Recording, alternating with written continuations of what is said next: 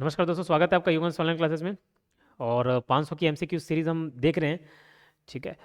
आप कोई सा भी बीच से कहीं से भी पार्ट से वीडियो देखें, आपको समझ आएगा। ठीक है, तो जो जैसा अपलोड हो गया उसको देख लीजिए। बाद में तो प्लेलिस्ट में 1 2 3 4 5 6 7 8 9 10 करके अपडेटेड मिलेगा आपको, है ना। अच्छा, 4 5 क्वेश्चन ये जो ऑब्जेक्टिव्स हैं कोर्स में तामेश्वर और सुमन मैम ने बहुत पहले इसको कवर करा चुके हैं। 4 5 क्वेश्चंस के आंसर गलत ले लिए गए थे। ठीक है, क्योंकि वो अपडेटेड डेज नहीं थे, खास करके दिन वाले क्वेश्चन में। तो 4 से 5 ही क्वेश्चन हैं, बाकी आप किए होंगे तो एकदम कोई तकलीफ नहीं है। इस वीडियो को, अपडेटेड वीडियोस को एक बार देख लोगे, ये मैं कोर्स में भी डाल दूंगा, अपलोड कर दूंगा, तो आप एक बार उसको चेक जरूर कर लीजिएगा अपडेटेड वाले को। ठीक है। अब कुछ क्वेश्चंस ऐसे हैं जो क्वेश्चन ही ऑप्शन गलत है। ठीक है, तो उसको उसमें नहीं बताया गया था, मैं बताते चलूंगा कि कौन से क्वेश्चंस कौन से ऑप्शन गलत है। वैसे प्रावधान दिखे ही नहीं मुझे। ठीक, तो चलो, छत्तीसगढ़ सहकारी सोसाइटी अधिनियम को राष्ट्रपति की अनुमति कब प्राप्त हुई? 28, इसमें दिया नहीं है ऑप्शन में, बता रहा हूँ। 28 अप्रैल 1961, मतलब एग्जैक्ट डेट नहीं मिला हुआ है, लेकिन याद रखना 28 अप्रैल 1961। 28 अप्रैल 1961 को राष्ट्रपति की सहमति मिली। ठीक है। अब ये अधिनियम तो 1960 का है, नाम 1960 वाला था। 28 अप्रैल 1961 को राष्ट्रपति की मंजूरी मिली। 12 मई 1961 को, 12 मई 1961 को इसमें राष्ट्रपति में, राष्ट्रपति बोलता हूँ, राजपत्र में प्रकाशित किया गया। कब? 12 मई 1961 को राजपत्र में प्रकाशित किया गया। ये डेट याद रखिएगा, ये डेट याद रखिएगा। उसके बाद देखो, छत्तीसगढ़ में ये चीज 13 जून 2001 को एक एडेप्टेशन ऑर्डर निकाला गया, विधियों का अनुकूलन आदेश 13 जून 2001 को। और उसके तहत ये बोला गया कि छत्तीसगढ़ में ये कब से लागू होगा, तो 1 नवंबर 2000 से लागू होगा। ये चीजें बताई गई है ना। ये 4 डेट याद रखिएगा। प्रेसिडेंट कैसेंट मिला 28 अप्रैल 1961 को, राजपत्र प्रकाशित किया गया 12 मई 1961 को, 13 जून 2001 में छत्तीसगढ़ में ये अनुकूलन आदेश पारित किया गया। जो एमपी में लागू था वही छत्तीसगढ़ सब्स्टिट्यूट करके, और 1 नवंबर 2000 से छत्तीसगढ़ में लागू है। ठीक है, तो ये 4 डेट याद रखना। नेक्स्ट बोलते हैं, छत्तीसगढ़ सहकारी सोसाइटी अधिनियम 1960 में कुल धाराओं की संख्या कितनी है? देखो, चैप्टर्स टोटल 11 मिलेंगे, टोटल अध्याय 11, चैप्टर्स 11 और धाराएं सेक्शंस 96 हैं। ठीक है। छत्तीसगढ़ सहकारी सोसाइटी अधिनियम 1960 के लागू होने की तिथि है। देखो, कहाँ लागू, किसके लागू होने की बात नहीं कर रहा है, तो देखो 12 मई 1961। अब भले ये छत्तीसगढ़ नाम लिख दिया, जो कोऑपरेटिव एक्ट 1960 था वो तो छत्तीसगढ़ तो बाद में जोड़े हम लोग, है ना। लेकिन चलो, जैसा भी क्वेश्चन, अगर इस क्वेश्चन के ऑप्शन के हिसाब से हम देखा जाए, तो जो पहले कोऑपरेटिव एक्ट 1960 था, हम लोग जब छत्तीसगढ़ में अनुकूलन आदेश निकाला गया तब जाके उसका नाम छत्तीसगढ़ जुड़े, है ना। पूरे भारत देश में छत्तीसगढ़ नहीं चल रहा था। तो ये जो सोसाइटी अधिनियम 1960 वाला था, वो जिस दिन राजपत्र प्रकाशित हुआ उसी दिन से लागू हो गया, तो 12 मई 1961 से। छत्तीसगढ़ में कब लागू हुआ पूछता है तो 1 नवंबर 2000 को, 1 नवंबर 2000 को। ठीक है, 12 मई 1961 जिस दिन राजपत्र में प्रकाशित हुआ था। शीर्ष सोसाइटी से क्या आशा है? अब देखो, लाइन से ना ये बहुत सारे क्वेश्चंस देखने को मिलेंगे आपको। शीर्ष सोसाइटी, सहायक रजिस्ट्रार, रजिस्ट्रार, बहुत सारे क्वेश्चंस आपको देखने को मिलेंगे। चीफ एग्जीक्यूटिव, मुख्य कार्यपालक, केंद्रीय सोसाइटी क्या होता है, सहकारी संघ क्या होता है, ये सारे डेफिनेशंस के क्वेश्चन है। किसके क्वेश्चन हैं? डेफिनेशंस के क्वेश्चन है। ठीक है, धारा 2 में, धारा 2 में पूरे डेफिनेशन है ना, तो एग्जैक्ट वो डेफिनेशन का पॉइंट है यहाँ पे। तो आपका डेफिनेशन भी कवर हो जाएगा, और ध्यान से सुनते चलिएगा। ठीक है, तो पहला जो शीर्ष सोसाइटी, एपेक्स सोसाइटी, क्या लिखा गया है, क्या इससे आशय क्या है? अन्य सोसाइटी को क्रियाकरण के लिए सुविधाएं देने वाली सोसाइटी। क्रियाकरण मतलब उसके जो काम है, उसके काम करने के लिए सुविधाएं देने वाली सोसाइटी क्या कहलाती है? शीर्ष सोसाइटी कहलाती है। क्या कहलाती है? शीर्ष सोसाइटी कहलाती है। ठीक है, अब देखना नेक्स्ट क्वेश्चन, सहायक रजिस्ट्रार से क्या अभिप्रेत है? सहायक रजिस्ट्रार से अभिप्रेत है, धारा 3 के अधीन नियुक्त किया गया सहकारी सोसाइटी का सहायक रजिस्ट्रार। ये पहला जो ऑब्जेक्टिव का सीरीज था, पहला लेक्चर था, उसमें भी कवर कर चुके। सहायक रजिस्ट्रार से क्या अभिप्रेत है? तो सहायक रजिस्ट्रार का डेफिनेशन धारा 2 में दिया हुआ है, और धारा 2 में क्या डेफिनेशन दिया हुआ? सहायक रजिस्ट्रार इज इक्वल टू क्या लिखा है? वो लिखा है कि धारा 3 के अधीन नियुक्त किया गया सहकारी सोसाइटी का सहायक रजिस्ट्रार। ठीक है, तो कौन नियुक्त करता है? राज्य सरकार नियुक्त करते हैं इन सभी को, राज्य सरकार। ठीक है, राज्य सरकार नियुक्त करते हैं। और साथ ही साथ एजे साव, मतलब ना सिर्फ रजिस्ट्रार को बल्कि एजे साव। ये एजे साव का मतलब क्या है? अगर शुरू से देखते आ रहे हो तो समझ आ जाएगा। Assistant registrar, joint registrar, sorry additional, joint, सब, असिस्टेंट एंड अदर ऑफिसर, ये सभी की सभी नियुक्ति कौन करता है? राज्य सरकार। तो ये सारे के सारे नियुक्ति कौन से धारा के तहत आते हैं? धारा 3।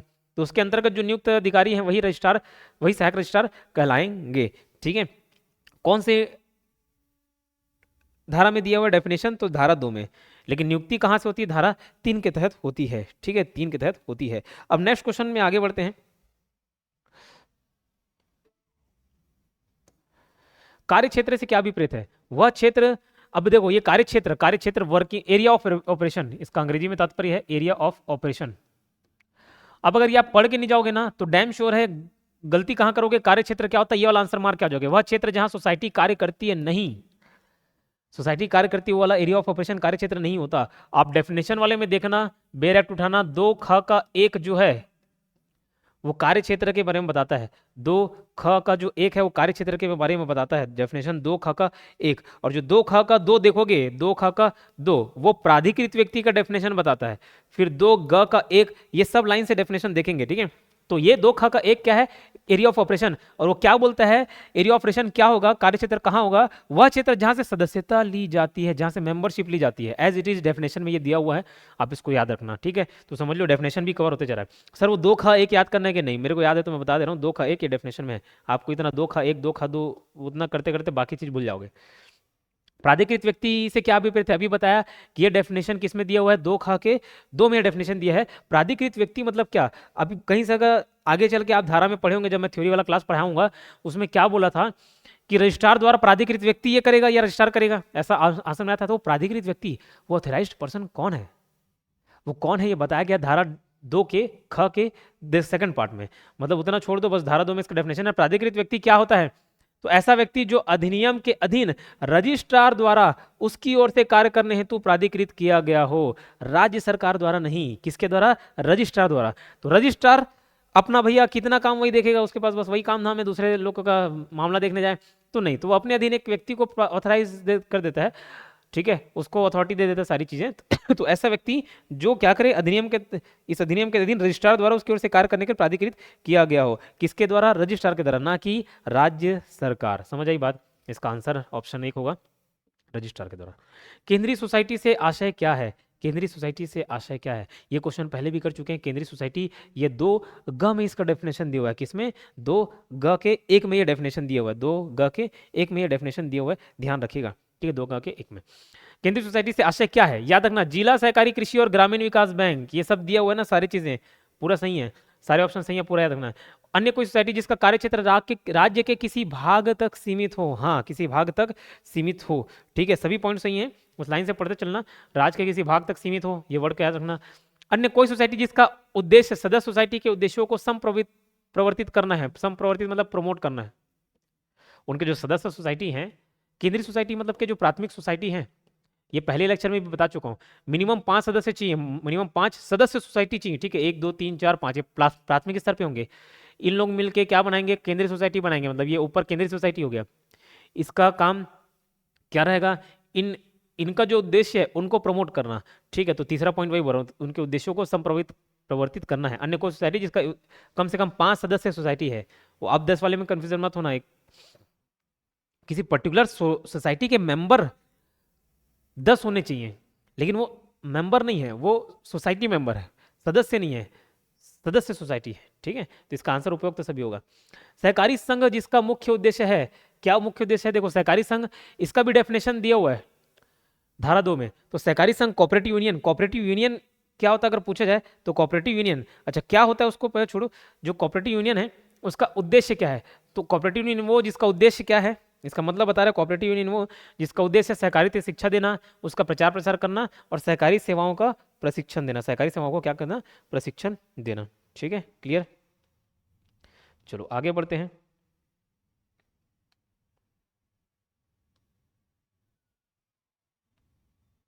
अब यहाँ पे एक चीज और बता दूं, केंद्रीय सोसाइटी का मतलब 2 ग 1 में दिया हुआ है, ठीक है, 2 ग 1 में दिया हुआ है केंद्रीय सोसाइटी का मतलब। अब 2 ग के 2 में केंद्रीय सोसाइटी है ना, केंद्रीय सोसाइटी बैंक का डेफिनेशन दिया हुआ है, central cooperative bank, cooperative bank, ये क्या होता है इसको जान लो। सेंट्रल कोऑपरेटिव बैंक कौन है, सेंट्रल कोऑपरेटिव बैंक, केंद्रीय सोसाइटी तो समझ लिए, इसके जस्ट ऊपर डेफिनेशन देखेंगे ना, केंद्रीय सोसाइटी तो समझ लिए, जो क्या हो, जिला सहकारी कृषि और ग्रामीण विकास बैंक हो। अन्य कोई सोसाइटी जिसका कार्य क्षेत्र राज्य के किसी भाग तक सीमित हो, या अन्य कोई सोसाइटी जिसका उद्देश्य सदस्य सोसाइटी के उद्देश्यों को प्रमोट करना हो और जिसके कम से कम 5 सदस्य सोसाइटी हो, ये सब डेफिनेशन तो देख लिया केंद्रीय सोसाइटी का। वैसे केंद्रीय society bank, central cooperative bank, केंद्रीय सोसाइटी नहीं, केंद्रीय सहकारी बैंक, इसका क्या मतलब होता है, सेंट्रल कोऑपरेटिव बैंक, तो क्या मतलब होता है, लाइन से पॉइंट याद रखना, ये भी ऐसे पूछा जा सकता है, ऑब्जेक्टिव में नहीं है इसलिए अलग से मैं लिखा दे रहा हूँ। तो 1960 के एक्ट के तहत, कंपनीज एक्ट 1960 के एक्ट के तहत रजिस्टर्ड या रजिस्टर्ड समझी गई, रजिस्ट्रीकृत या समझी गई। समझी गई क्यों बोल रहा हूँ, समझ आ रहा होगा। थ्योरी वाले पोर्शन में बताया था कि भैया इन लोग टाइम लगा रहे, रजिस्ट्रार के पास कोई एप्लीकेशन दिए, रजिस्ट्रार जवाब नहीं दे रहा है, ठीक है, फिर 2 महीने बाद वो ऊपर का अधिकारी भी जवाब नहीं दे रहा है, तो समझी जाती है, मान लिया जाता है कि रजिस्ट्री हो गया है। तो रजिस्टर्ड या फिर रजिस्ट्री की समझी गई कोई संसाधन सोसाइटी, इतना सर जोर दे दे के क्यों बोल रहे हो, ये संसाधन सोसाइटी के लिए, कोई संसाधन सोसाइटी, रिसोर्स सोसाइटी। अभी 13 प्रकार की सोसाइटी के लिए अभी ऑब्जेक्टिव्स होंगे, तो वहां पे 13 प्रकार की सोसाइटीज कौन कौन सी है उसको देख लेंगे। तो 1960 के एक्ट के तहत रजिस्टर्ड या समझी गई कोई संसाधन सोसाइटी, कोई संसाधन सोसाइटी जो कि, याद रखना हम बैंक के बारे में बात करें ना, सहकारी सोसाइटी का दिन, जो संसाधन सोसाइटी, संसाधन सोसाइटी बोला मैंने, संसाधन सोसाइटी, और हम डेफिनेशन देख रहे हैं सेंट्रल कोऑपरेटिव बैंक का। तो 1960 के एक्ट के तहत रजिस्टर्ड कोई संसाधन सोसाइटी जो कि बैंकिंग रेगुलेशन एक्ट 1949 के अधीन लाइसेंस्ड हो, इसके अधीन लाइसेंस्ड हो, लाइसेंस मिला होना चाहिए, लाइसेंस प्राप्त करता हो, लाइसेंस मिला हो। अब लाइसेंस कौन देगा, आरबीआई, लाइसेंस कौन देगा, आरबीआई। और अगर लाइसेंस नहीं मिला है तो, लाइसेंस नहीं मिला है तो, अगर लाइसेंस नहीं मिला होगा तो बैंककारी काम, बैंककारी काम मतलब बैंकों से संबंधित जो भी काम होते हैं बैंककारी कार्य करने के लिए परमिट मिला हो, ठीक है, और जिसका कार्य क्षेत्र, और जिसका कार्य क्षेत्र,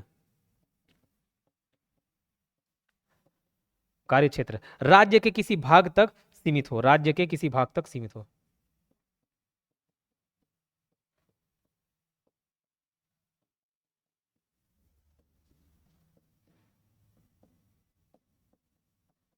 राज्य के किसी भाग तक सीमित हो, समझ पा रहे हो क्या बोल रहा हूं। ये क्या है, सेंट्रल कोऑपरेटिव बैंक। क्या होता है सेंट्रल कोऑपरेटिव बैंक, 1960 के एक्ट के तहत रजिस्टर्ड कोई संसाधन सोसाइटी, डेफिनेशन देख रहे भले बैंक का, लेकिन क्या बोल रहा है, कोई संसाधन सोसाइटी जो कि बैंकिंग रेगुलेशन एक्ट 1949 के तहत लाइसेंस मिला हो। लाइसेंस देने का काम कौन करेगा, आरबीआई। और आरबीआई तुरंत तुरंत लाइसेंस नहीं देती, पहले उसका काम देखती है, ठीक ठाक काम कर रहा है तब जाके उसको लाइसेंस देती है। अगर लाइसेंस नहीं मिला है तो बैंककारी काम करता हो, बैंककारी काम करता हो और उसको परमिट मिला हो, परमिट कौन देगा, वही आरबीआई देगा, ठीक है। और जिसका कार्य क्षेत्र राज्य के किसी भाग तक सीमित हो, तो जैसे ये 1 2 3 4 करके ऑप्शन आया ना, ये भी 1 2 3 4 करके ऑप्शन आ सकता है, तो याद रखिएगा इस बात को, है ना। चलो, कोई ऐसा राज्य सहकारी बैंक, कोई ऐसा केंद्रीय सहकारी बैंक तथा ऐसा कोई प्राथमिक सहकारी बैंक जिस अधिनियम के अधीन रजिस्ट्रीकृत हो या रजिस्ट्रीकृत हुआ समझा जाता हो, क्या कहलाएगा, सहकारी बैंक कहलाएगा। और क्या कहलाएगा, ठीक है, क्या कहलाएगा, सहकारी बैंक कहलाएगा। मुख्य कार्यपालक से अभिप्रेत है, मुख्य कार्यपालक मतलब चीफ एग्जीक्यूटिव, ठीक है। इसका भी डेफिनेशन 2 में दिया हुआ है, धारा 2 में, ठीक है। चीफ एग्जीक्यूटिव का मतलब क्या होता है, तो चीफ एग्जीक्यूटिव का मतलब वही होगा जो अधिनियम के धारा 49 अंगा के अधीन नियुक्त किया गया हो।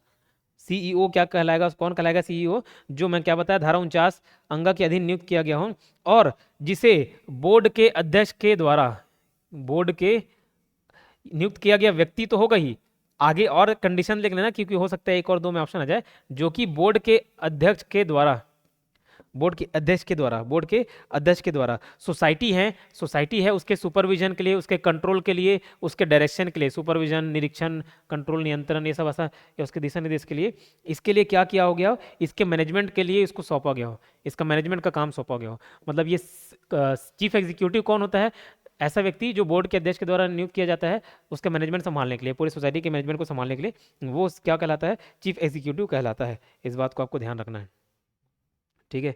नेक्स्ट क्वेश्चन की ओर बढ़ते हैं आगे, एक्स्ट्रा पॉइंट्स को भी मैं बताते चल रहा हूँ, अगर हो सके तो उसको लिख लें। कृषि फर्म सोसाइटी से अभिप्रेत है, क्या है कृषि फर्म सोसाइटी, तो कृषि फर्म सोसाइटी से अभिप्रेत है जो भूमि के विकास तथा खेती को अधिक अच्छी पद्धति को समर्पित करने के उद्देश्य से बनाई गई हो, तो यही आंसर है। लेकिन अब याद रखना, जो भूमि के विकास तथा खेती की अधिक अच्छी पद्धतियों को संप्रवर्तित करने के उद्देश्य से बनाई गई, प्रमोट करने के उद्देश्य से बनाई गई। अब एक कृषि फर्म सोसाइटी में और कितने इसके अंतर्गत सोसाइटी आते हैं, टोटल 6 आते हैं, याद रखना। सर अभी तो 13 बताए थे, वो सोसाइटी का प्रकार बताया था, तो सर ये क्या बता रहे हो, ये कृषि फर्म सोसाइटी है। तो कृषि फर्म सोसाइटी के 6 प्रकार आप याद रखेंगे। पहला खुद कृषि फर्म सोसाइटी, ठीक है। दूसरा याद रखना अधिधारी, अधिधारी कृषि फर्म सोसाइटी, अधिधारी। तीसरा वर्ड याद रखेगा आप, सामूहिक, एक होता है कलेक्टिव, एक होता है ज्वाइंट, एक होता है संयुक्त, मतलब ये ज्वाइंट, संयुक्त, संयुक्त कृषि फर्म सोसाइटी। और क्या है, सिंचाई, और फसल संरक्षण। सिंचाई मतलब इरिगेशन और फसल संरक्षण क्रॉप प्रोटेक्शन, फसल संरक्षण। ये याद रहेगा क्या? ये सारे चीजें पहले लेक्चर में भी कवर करा चुका हूँ, पहले या दूसरे में, है ना। तो कृषि फॉर्म सोसाइटी से अभिप्रेत है जो भूमि के विकास तथा खेती की अधिक अच्छी पद्धतियों का संवर्धित करने के उद्देश्य बनाई गई। अच्छी बात है, तो कृषि का फॉर्म का मतलब हो गया, लेकिन मैंने 6 प्रकार भी बता दिए। कृषि फॉर्म सोसाइटी, अधिधारी, सामूहिक, संयुक्त सिंचाई, संरक्षण। देखो याद रखने के लिए कोई टेंशन नहीं। कृषि फॉर्म कृषि काम करते हैं, लेकिन ये अधिधारी वर्ड याद रखना, अधिधारी या जो किराए में देते हैं, तो कोई खुद के खेती कर रहा है, कोई किराया के लेके कर रहा है, इतना याद रखना। तो खुद का खेत और दूसरा किराया वाला, किराया वाला मतलब अधिधारी। ऐसे याद करने का तरीका बता रहा हूँ, छठो, वहां जाके याद नहीं आएगा। छोटे मोटे और एक वर्ड याद है ना, संसाधन कृषि फॉर्म सोसाइटी, तो आप लगेगा ये भी सुना सुना लग रहा है, इसको मार दो, नहीं, गलत हो जाएगा।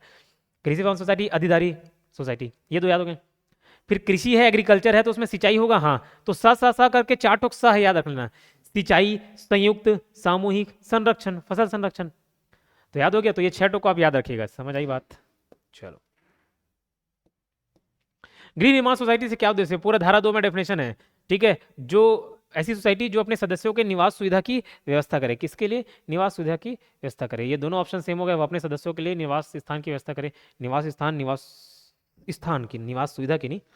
हाँ, ये देखो बारीक बारीक पॉइंट है, सुविधा नहीं, मतलब निवास स्थान की व्यवस्था करें, सस्ते में मकान दिलाएं, ठीक है। निवास स्थान की व्यवस्था करें। सहकारी सोसाइटी के पदाधिकारी में शामिल है, कौन कौन है?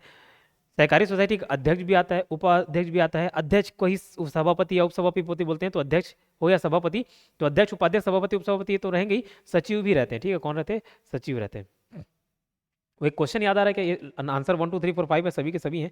एक क्वेश्चन याद आ रहा है कि जिसमें आईडी में साइन बताऊं कि नहीं बताऊं, याद नहीं आ रहा है। आईडी में साइन कौन करता है? तो सचिव करता है। अगर नहीं बताऊंगा तो आएगा आगे। प्राथमिक कृषि साख सहकारी सोसाइटी क्या है? ठीक है, प्राथमिक कृषि साख सहकारी सोसाइटी क्या है, ये भी डेफिनेशन में दिया हुआ है। ये कृषि उत्पादन के लिए उधार उपलब्ध कराने वाली सोसाइटी, प्राथमिक कृषि साख सहकारी सोसाइटी। एक चीज याद रखना, साख मतलब होता है क्रेडिट, एक समझ लोन दे रहा है, तो उस क्रेडिट से याद रख लेना लोन। कृषि उत्पादन के लिए लोन उपलब्ध कराने वाली सोसाइटी, कृषि उत्पादन के लिए, कृषि वाला वर्ड आ गया मतलब केवल केवल कृषि के लिए। साख वर्ड यूज हो गया मतलब उधार दे रहा है, तो कृषि उत्पादन के लिए उधार उपलब्ध कराने वाली सोसाइटी क्या कहलाती है? प्राथमिक कृषि साख सहकारी सोसाइटी कहलाती है। समझ आई बात? सोसाइटी बनने के लिए किसके समक्ष प्रतिष्ठान ज्ञापन में अपने हस्ताक्षर करके जमा करेंगे? ठीक है, देखो प्रतिष्ठान ज्ञापन क्या होता है? मेमोरेंडम ऑफ एसोसिएशन बोलते हैं, एमओए। प्रतिष्ठान ज्ञापन अंग्रेजी में MOA, memorandum of association. Society बनने के लिए किसके समक्ष प्रतिष्ठान ज्ञापन में अपने हस्ताक्षर करके जमा करेंगे? तो रजिस्ट्रार के पास, ठीक है, रजिस्ट्रार के पास। प्रतिष्ठान ज्ञापन की जांच किसके द्वारा की जाएगी? रजिस्ट्रार को देना है, तो रजिस्ट्रार खुद करेगा, ठीक है। जांच कौन करेगा? रजिस्ट्रार। फिर क्या शामिल नहीं होगा? तो प्रतिष्ठान ज्ञापन में, मेमोरेंडम ऑफ एसोसिएशन में ना, आपको सब डिटेल बताना होता है। क्या डिटेल बताएगा? समिति का नाम, उद्देश्य और उसका जो ऑफिस क्या है, हेडक्वार्टर कहाँ है, नाम, उसका उद्देश्य क्या है समिति का, और उसका प्रधान कार्यालय कहाँ है, ये सब बताएंगे। टर्नओवर कितने साल में, अरे अभी सोसाइटी बना नहीं है तो कैसे टर्नओवर बता देगा? समिति के कार्य इधर बता दिया, उद्देश्य, उद्देश्य बता है, कार्य नहीं है, उद्देश्य, जो वर्ड लिखा है उद्देश्य, नाम, उद्देश्य और हेडक्वार्टर, ये 3 चीज याद रखना। एमओए में ये इस चीज को बताएगा। रजिस्ट्रार की नियुक्ति कौन करता है? रजिस्ट्रार प्लस एजे साओ, ये धारा 3 के तहत बताया गया है। धारा 3 के तहत इनकी नियुक्ति कौन करता है? राज्य सरकार। कौन करेगा? राज्य सरकार करेगा। समझ आई बात? चलो, रजिस्ट्रार की शक्ति एवं कर्तव्य क्या होंगे? वही होंगे जो राज्य सरकार द्वारा नियुक्त कौन कर रहा है? राज्य सरकार कर रहा है, तो रजिस्ट्रार के वही कार्य होंगे जो राज्य सरकार द्वारा प्रदत्त शक्तियां उसको दी जाएंगी, ठीक है। तो रजिस्ट्रार राज्य सरकार द्वारा प्रदत्त शक्तियों का प्रयोग करेगा, वो जो बताया वही करेगा, ठीक है। ना कि उच्च न्यायालय, ना कि केंद्र सरकार, राज्य सरकार कर रहा है तो वही होगा। सही क्रम का चुनाव कीजिए। ये रजिस्ट्रार और एजे साव करके याद कर सकते हो। ए मतलब एडिशनल रजिस्ट्रार मतलब अपर रजिस्ट्रार, जे से ज्वाइंट संयुक्त रजिस्ट्रार, एजे साव सब रजिस्ट्रार, फिर सहायक रजिस्ट्रार। 1 2 3 4 5 जो आंसर होगा देख लेना। एजे साव वाला याद रखना, टिरिक। किसी प्राथमिक सोसाइटी की दशा में रजिस्ट्रेशन के समय कम से कम कितने प्रतिशत महिला सदस्य होने चाहिए? 33%। देखो धारा 6 में शर्तें थी, धारा 6 में शर्तें, शर्त में याद आ रहा होगा कम से कम कितने मेंबर होने चाहिए? 10 मेंबर होने चाहिए, ठीक है। कम से कम कितने मेंबर होने चाहिए? 10 मेंबर होने चाहिए। एक ही क्षेत्र के होने चाहिए लेकिन एक फैमिली के नहीं होने चाहिए। एक क्षेत्र के होने चाहिए लेकिन एक फैमिली के नहीं होने चाहिए, ठीक है। और उतने सदस्य कम से कम 10 है ना, और उन सदस्यों में 33% कौन होने चाहिए, फीमेल होने चाहिए। कौन होने चाहिए, फीमेल होने चाहिए। ये शर्तें बताता है जो धारा 6 में मेंशन है। तो सोसाइटी की रजिस्ट्रेशन के समय कम से कम कितने परसेंट महिला आवश्यक हैं, 33%। लेकिन क्या रजिस्ट्रार इनमें छूट दे सकता है, हाँ दे सकता है, याद रखना ना। सोसाइटी का वर्गीकरण करने की शक्ति किसके पास होगी, देखो वर्गीकरण करने की शक्ति रजिस्ट्रार के पास होती है। धारा 10 में सहकारी सोसाइटी का जो धारा 10 है, सहकारी सोसाइटी अधिनियम की धारा 10, ये किसकी बात करता है, ये वर्गीकरण की बात करता है, क्लासिफिकेशन की। ठीक है, क्लासिफिकेशन की बात करता है। तो क्लासिफिकेशन टोटल कितने प्रकार से किया गया है, दो अलग अलग प्रकार से इसका वर्गीकरण किया गया है। पहला प्रकार क्या होता है, पहला उद्देश्य के आधार पर है 13, और संरचना के आधार पर है 3। एक ऊपर टॉप लेवल पे होता है शीर्ष सोसाइटी, अपेक्स सोसाइटी बोलते हैं, या राज्य सोसाइटी बोल दिया। मिडिल लेवल पे होता है केंद्रीय सोसाइटी, ठीक है, जो जिला स्तर पे होता है समझ लो। और सबसे नीचे प्राथमिक सोसाइटी, जो एकदम गांव स्तर पे है, प्राथमिक सोसाइटी, 3। और उद्देश्य के हिसाब से फिर तो 13 अलग अलग सोसाइटी थे, पहले 12 थे, फिर बाद में 13 हो गए। ठीक है, तो इस बात को याद रखना, 13 अलग अलग सोसाइटी पढ़ेंगे अभी क्या क्या है। तो ये वर्गीकरण करने की शक्ति किसके पास है, रजिस्ट्रार के पास। याद रखना कौन से धारा में, कौन से धारा में वर्गीकरण किया जाता है, धारा 10 में। सोसाइटी के प्रकार में शामिल है, देखो कौन कौन सी, ये सारे 8 प्रकार तो हैं ही, साथ ही साथ 4 प्रकार और बताऊंगा मैं। उपभोक्ता सोसाइटी, कृषि फर्म सोसाइटी, संघीय सोसाइटी, केंद्रीय सोसाइटी, गृह निर्माण सोसाइटी, विपणन सोसाइटी, बहुप्रयोजन सोसाइटी मतलब मल्टीपर्पज सोसाइटी, उत्पादक सोसाइटी, प्रोड्यूसर हो गया, मल्टीपर्पज हो गया, मार्केटिंग हो गया, हाउसिंग वाला हो गया, हाउसिंग कंस्ट्रक्शन, सेंट्रल हो गया, फेडरल हो गया, एग्रीकल्चर फर्म हो गया, कृषि firm, agriculture firm, consumer society. ये 8 सोसाइटी तो है ही, 5 और याद रख लेना, 5 और याद रख लेना। 5 और कौन सा याद रखोगे, सोसाइटी के प्रकार में शामिल नहीं है, है भाई ये सब शामिल है, मतलब ये 4 और है। 8 पहले पढ़ लिए और 4 और पढ़ लेना। प्रसंस्करण सोसाइटी, प्रोसेसिंग सोसाइटी, संसाधन सोसाइटी, रिसोर्स सोसाइटी, साधारण सोसाइटी, जनरल सोसाइटी, औद्योगिक सोसाइटी, इंडस्ट्रियल सोसाइटी। ये 4, 8 + 4 12 हो गए। अब एक और 13 जुड़ गया था। 13 कौन सा जुड़ा था, तो वो सर्विस सेक्टर वाला जुड़ा हुआ है, ठीक है, सेवा वाला, उसका नाम है service sector society, service sector सेवा क्षेत्र सोसाइटी। ठीक है, याद रहेगा। तो ये टोटल 13 ठोक का आप याद रखेंगे। ठीक है, चलिए आगे बढ़ते हैं। तो इसका आंसर क्या हो जाएगा, पूछा जाए तो इनमें से कोई नहीं, मतलब ये चारों हैं, सोसाइटी के प्रकार में शामिल हैं, है ना। किसी सोसाइटी का रजिस्ट्रेशन रद्द करने की शक्ति किसके पास होती है, आपको मैं पहले लेक्चर में भी बताया था, धारा 18 और धारा 18 का R S, P Q R S, R पहले आता है फिर एस आता है, तो आर से रद्द करना, एस से समाप्त करना, आर से रद्द करना, एस से समाप्त करना। तो रद्द करने की शक्ति और समाप्त करने की शक्ति दोनों के दोनों किसके पास होते हैं, रजिस्ट्रार के पास होते हैं। किसके पास होते हैं, रजिस्ट्रार के पास होते हैं। इसको जब रद्द करना होता है ना, रद्द करना होता है तो उस समय समापक की नियुक्ति करते हैं, और समाप्त करना होता है तो समानुदेशी मतलब असाइनी की नियुक्ति करते हैं। ठीक है, पावर किसके पास होता है, याद रखना, रजिस्ट्रार के पास। ठीक, किसी सोसाइटी का रजिस्ट्रेशन कौन सी धारा के अधीन समाप्त किया जाता है, समाप्त बोल रहा है, रद्द नहीं बोल रहा है। आर पहले फिर एस बाद में, 18 देन 18 का, 18 में रद्द करना, 18 का में समाप्त करना, तो 18 का उसका आंसर हो जाएगा। सोसाइटी का परिसमापन कौन सी धारा के अधीन किया जाएगा, परिसमापन कितने बार बता चुका हूं, 7 से 70 7 से समापक था, समापक की नियुक्ति 70 में है, और 69 में समापन है, लिक्विडेशन। ठीक है, चल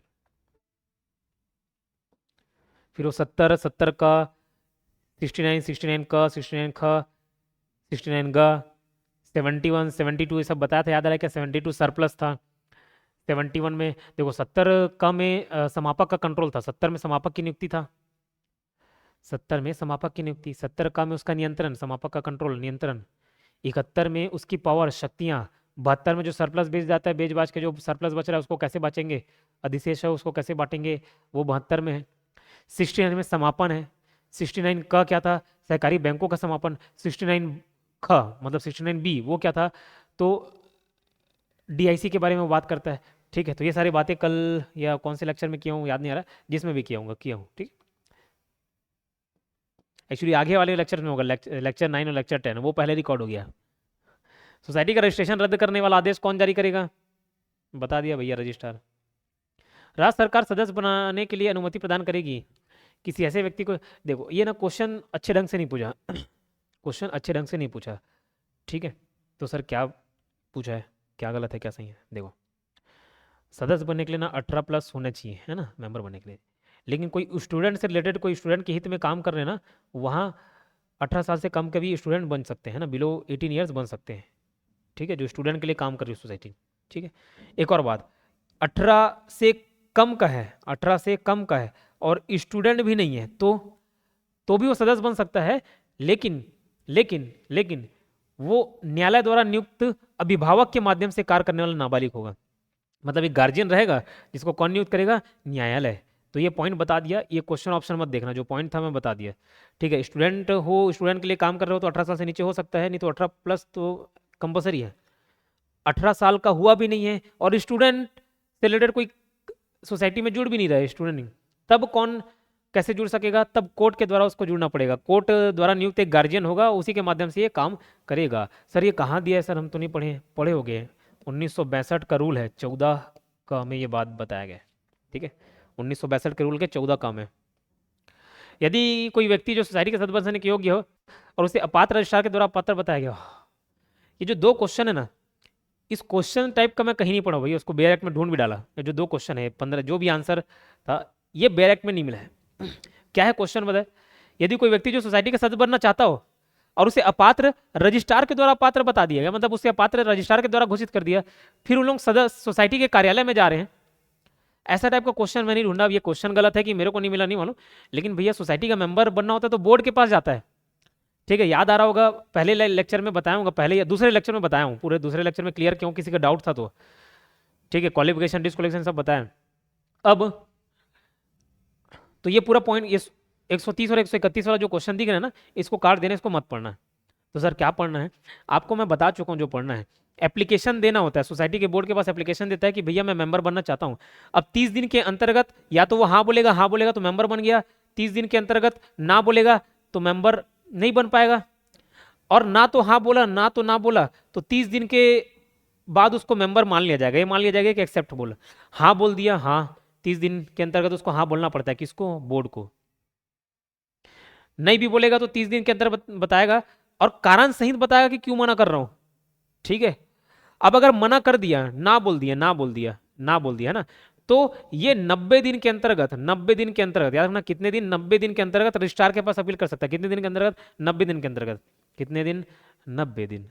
ठीक है, और ना तो हाँ बोला ना तो ना बोला, ना तो हाँ बोला ना तो ना बोला, तो 30 दिन बाद ये मान लिया जाएगा कि वो सदस्य बन गया है। अब बोर्ड को लगा, अरे यार ये नहीं बनाना चाहिए था सदस्य और हम ध्यान भी नहीं दिए, तो 15 दिन का और टाइम मिलेगा इसको, और ये 15 दिन के बाद किसको भेजेगा? रजिस्ट्रार को भेजेगा। अब रजिस्ट्रार 45 दिन का समय लेके उसको बता देगा कि उसको मेंबर बनाना है कि नहीं बनाना, बना के रखना है कि नहीं बना के रखना है। समझ आई बात? चलो ठीक। यदि किसी व्यक्ति को किसी सोसाइटी के सदस्य के रूप में प्रवेश देने से इनकार कर जाता है, इनकार कर दिया, हाँ बोल दिया, 30 दिन के अंदर हाँ या ना बोलना रहता है, इनकार भी करेगा तो 30 दिन के अंतर्गत, तो वो याद रखना है आंसर। तो कोई व्यक्ति आवेदन की अस्वीकृति की तारीख से कितने दिनों के भीतर रजिस्ट्रार के पास जाएगा? 90 दिन। ठीक है, 90 दिन। व्यक्ति की ये पूरा अपडेटेड है ना, यही मैं बोले, ये जो बता रहा हूँ वही पत्थर की लकीर है। ठीक, फिर व्यापम भले गलत ले ले, लेकिन यही सही है जो मैं बता रहा हूँ। ठीक, किसी व्यक्ति के आवेदन की सुनवाई का अधिकार किसको होगा? किसी व्यक्ति के आवेदन की एक है अभी सुनवाई का अधिकार रजिस्ट्रार के पास। ठीक है, सदस्य की अयोग्यताएं क्या है? धारा 19 में क्या था? क्वालिफिकेशन था, सेकंड लेक्चर में बताया हूं।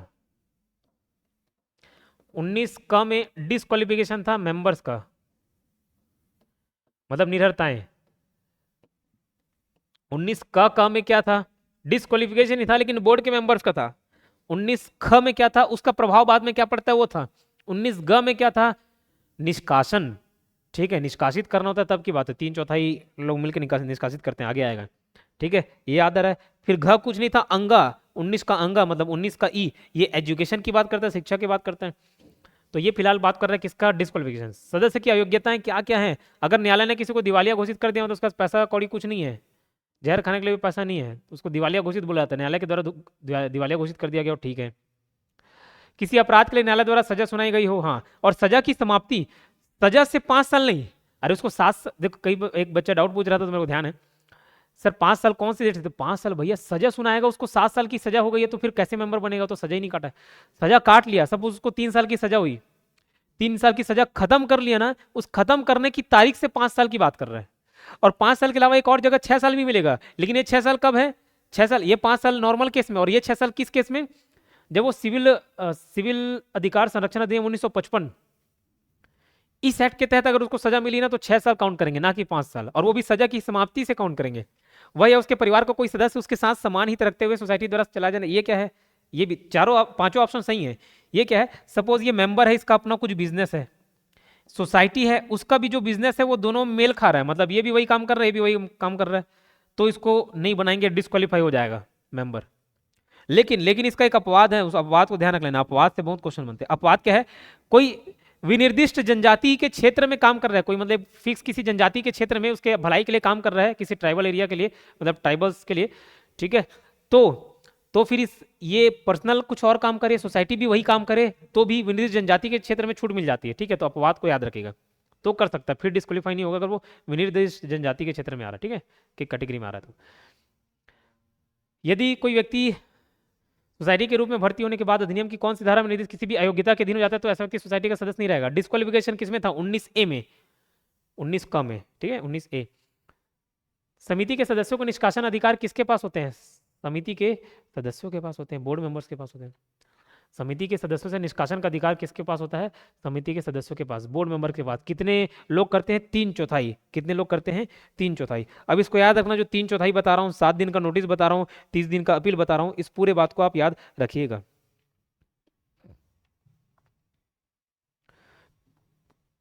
जब अगर किसी को हटाना होता है तो उपस्थित और मतदान का 3/4 बहुमत लगता है। कितना? 3/4।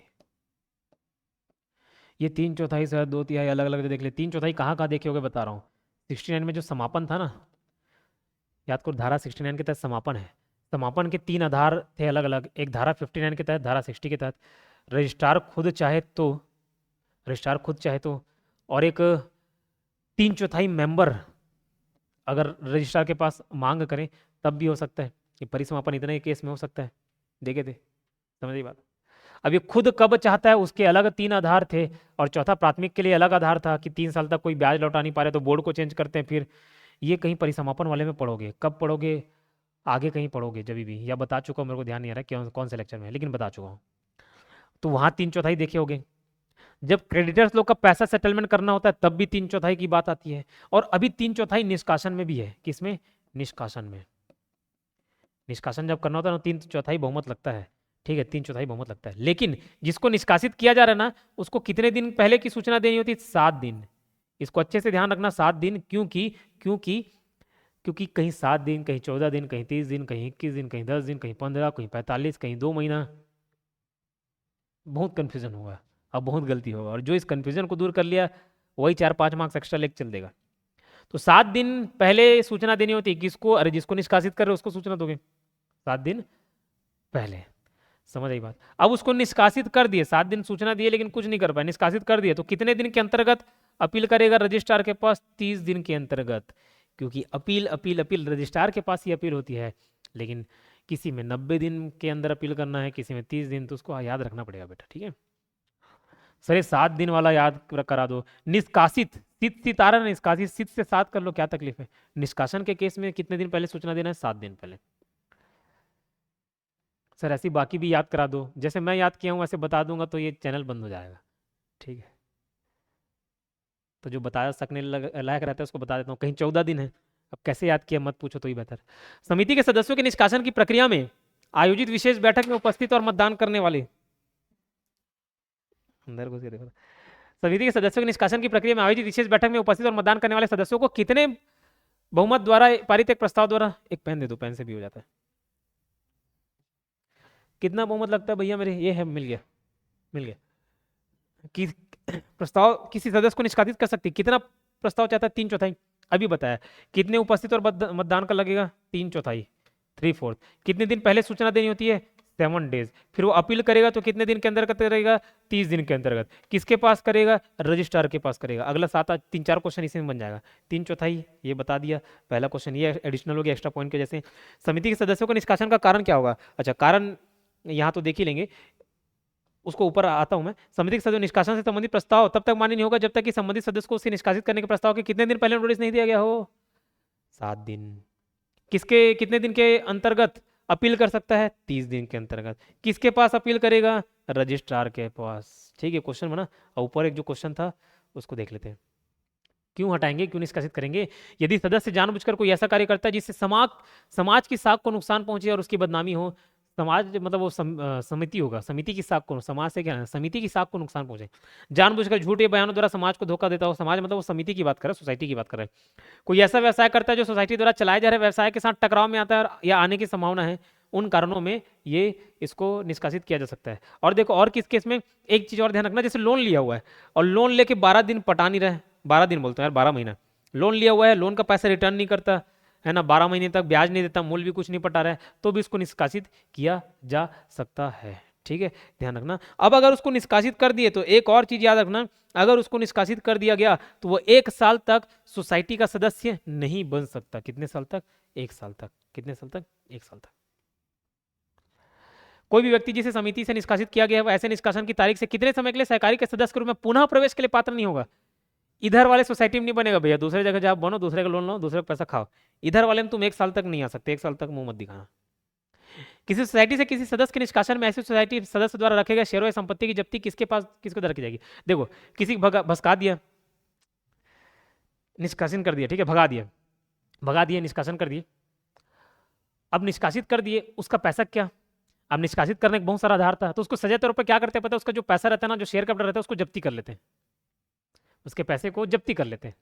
अब खुद सोचो, ये क्वेश्चन वही पूछ रहा है कि वो पैसा जब्त कर लेंगे, शेयर संपत्ति को जब्त करके किसके द्वारा की जाएगी या रखी जाएगी? कौन करेगा? रजिस्ट्रार थोड़ी ना अपने पास पैसा रखेगा, सोसाइटी ही करेगी ना, या कोई सदस्य अपने पास पैसा रख लेगा? नहीं, सोसाइटी या समिति या बोर्ड बोल लो, ठीक है, समिति, सोसाइटी या बोर्ड, सोसाइटी उसको जब्त करेगी और वही पैसा रखेगी, ना कि रजिस्ट्रार। ठीक है,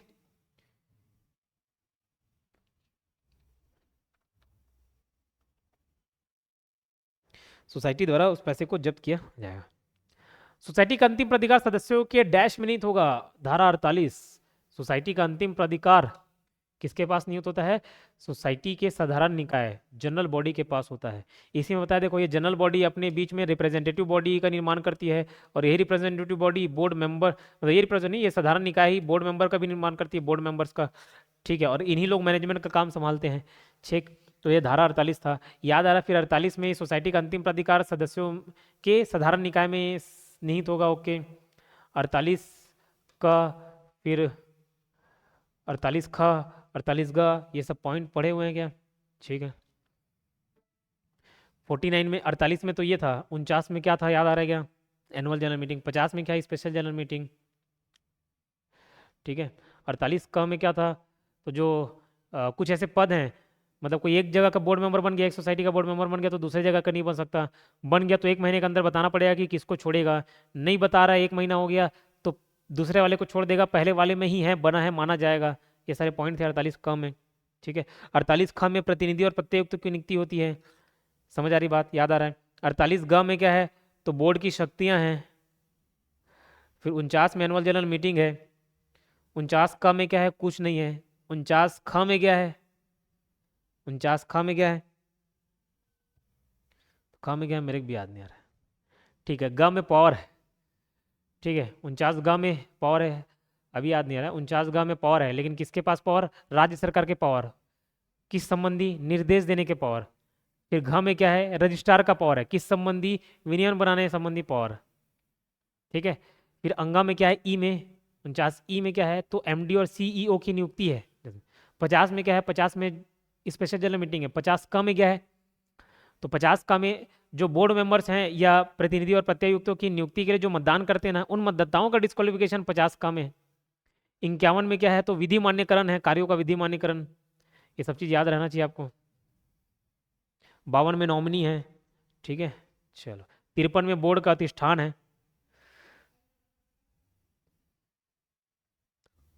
प्रत्येक सोसाइटी का प्रबंधन इस अधिनियम या उसके तहत बनाए गए नियमों या सोसाइटी के उपनियमों के अनुसार गठित एक बोर्ड या समिति, बोर्ड या समिति एक ही मतलब होता है ना, बोर्ड या समिति के द्वारा किया जाएगा। इसका आंसर 1 और 2 लिया है, बोर्ड या समिति के द्वारा किया जाएगा। प्रबंधन बोर्ड या समिति के द्वारा ही मैनेजमेंट का काम किया जाता है, बोर्ड मेंबर बोलते हैं, उसी के लिए बनाया गया। प्रत्येक सोसाइटी का प्रबंधन किसके द्वारा किया जाता है? तो चुने गए प्रतिनिधियों के माध्यम से। वही जो बोर्ड मेंबर्स बढ़ रहे हैं, चुने तो जाते हैं कि उनको लेके जाता है। सोसाइटी के प्रबंधन के लिए गठित बोर्ड में ऐसा आरक्षण बोर्ड की सदस्यता कितने परसेंट अधिक नहीं होगा? 50%। ये 33 मत मार देना। तो सर इससे पहले वाले क्वेश्चन में 33 बताए थे, अरे वो महिलाओं का था।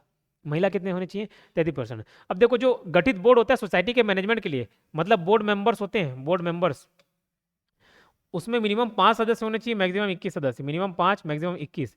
ये 21 में कम से कम 2 महिलाएं होनी चाहिए। कम से कम कितने? 2 महिलाएं होनी चाहिए। अब सपोज माना कि बोर्ड मेंबर 5 मिनिमम है, 21 मैक्सिमम है। मैं मान के चलूं कोई एक सोसाइटी जिसके बोर्ड मेंबर्स की संख्या कितनी है? 20 है। अब अगर उस बोर्ड मेंबर में 20 है, सोसाइटी के सदस्य में 20% लोग एसटी हैं, तो 20 का 20% कितना होगा? 4। तो 4 सदस्य बोर्ड मेंबर में एसटी के रूप में भी जाएंगे।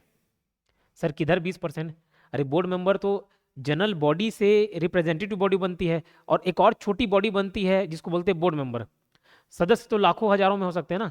तो अगर एसटी का पॉपुलेशन 20% तो बोर्ड मेंबर में 20% एसटी होंगे। एससी का पॉपुलेशन 25% है, तो उस हिसाब से एससी का भी पॉपुलेशन होगा, ओबीसी का भी। तो वैसे एसटी और ओबीसी के लिए यहाँ पे क्या है? आपका रिजर्वेशन है ये बोर्ड मेंबर में, लेकिन किसी भी दशा में रिजर्वेशन 50% से ज़्यादा नहीं होना चाहिए। सर और अगर हो गया तो? फिर हो गया तो उनके बाईलॉज में लिखा होता है कि किनके कैंडिडेट को हमको कम भेजना है, ये सारी चीजें उसमें लिखा हुआ है। तो आंसर क्या होगा? 50%। सोसाइटी के प्रबंधन के लिए गठित बोर्ड के सदस्यों की कुल संख्या के कितने से अधिक नहीं होगी? प्रबंधन 21 से अधिक नहीं होगी, जिसमें 2 महिलाएं होनी चाहिए। कितनी महिला सदस्य का होना अनिवार्य है? 2। सोसाइटी के प्रबंधन के लिए गठित बोर्ड के संबंध में क्या सही है? ये सही गलत छोड़ दे, पूरा क्वेश्चन और ऑप्शन दोनों मेरे को नहीं मिला, ये गलत है। आपको बता रहा हूं, उसको ध्यान दीजिए। उसी में ही एक पॉइंट है संसाधन सोसाइटी। संसाधन सोसाइटी, संसाधन सोसाइटी। और एक मिलेगा आपको उपभोक्ता सोसाइटी। संसाधन सोसाइटी में एक अध्यक्ष होते हैं और 2 उपाध्यक्ष होते हैं। उपभोक्ता सोसाइटी में एक अध्यक्ष और एक उपाध्यक्ष। संसाधन, वो क्वेश्चन और ऑप्शन को आप ध्यान मत देना, जो बता रहा हूँ उसको समझ लेना। इससे रिलेटेड कोई ऑब्जेक्टिव बने तो बना पाओगे। 1+2 संसाधन में, उपभोक्ता सोसाइटी में भी 1, इसमें क्या है? 1+1 है। इसमें एक अध्यक्ष और 2 उपाध्यक्ष। ये 2 उपाध्यक्ष में एक महिला होनी चाहिए कंपलसरी। और उपभोक्ता में या तो अध्यक्ष महिला होगी या उपाध्यक्ष महिला होगी, दोनों में से एक कोई महिला होगी। सर इसमें भी अध्यक्ष उपाध्यक्ष नहीं, इसमें उपाध्यक्ष में से एक किसी को महिला होना कंपलसरी है। 2 सदस्य जो है ना, 2 उपाध्यक्ष हैं, उसमें से किसी एक को महिला होना जरूरी है। इस बात को ध्यान रखना। भारत के संविधान के कौन से अनुच्छेद के तहत छत्तीसगढ़ राज्य के संबंध में एसटी की परिभाषा दी गई है?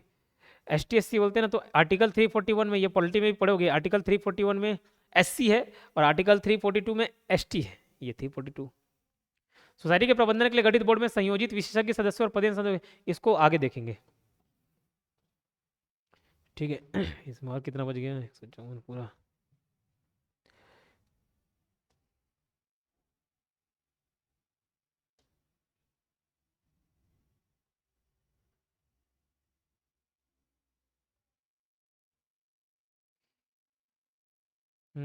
ठीक है।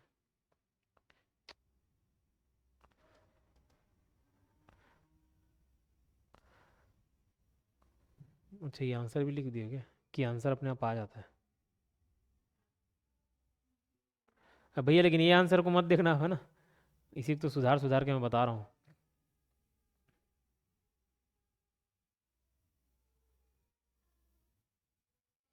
114 और बचा है। चलो ठीक है, आगे नेक्स्ट वीडियो में इसको कवर कर लेंगे। वीडियो अच्छा लग रहा हो तो लाइक बटन दबा देना यार, चैनल सब्सक्राइब कर लेना।